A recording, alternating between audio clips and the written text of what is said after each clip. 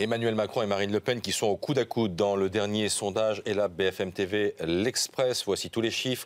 Marine Le Pen, 26, un demi-point derrière Emmanuel Macron, 19 pour François Fillon, 13,5 pour Benoît Hamon et 12 pour Jean-Luc Mélenchon. Yves Maricane, directeur des études politiques d'Elab, est avec nous. Juste un mot d'abord sur la date de réalisation de ce sondage, avant ou après le Trocadéro?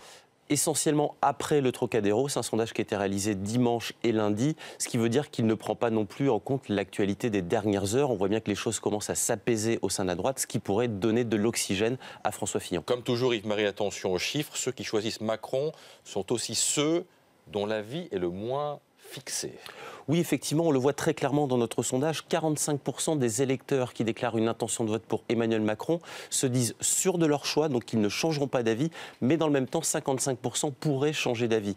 Alors, ça paraît peu, surtout quand on le compare à d'autres candidats, comme Marine Le Pen. 79% de ses électeurs sont sûrs de son choix. Mais la particularité d'Emmanuel Macron, c'est qu'il agrège des électeurs venant de différents horizons politiques. Il occupe une position centrale sur l'espace politique. Et c'est un grand classique finalement pour ce type de candidat, d'autant plus qu'il faut aussi regarder dans le rétroviseur. Aujourd'hui, Emmanuel Macron, il est crédité, vous le disiez, de 25,5% des intentions de vote. C'est 10 points de plus que ce que l'on mesurait fin novembre. Et donc la dynamique dont bénéficie Emmanuel Macron, l'agrégation de nouveaux électeurs, eh bien ça fait qu'il y a une fragilité que l'on observe dans les résultats, mais en même temps, on voit bien que les choses aussi commencent à se cristalliser en sa faveur. Et donc aujourd'hui, Emmanuel Macron, il est plutôt en position de force.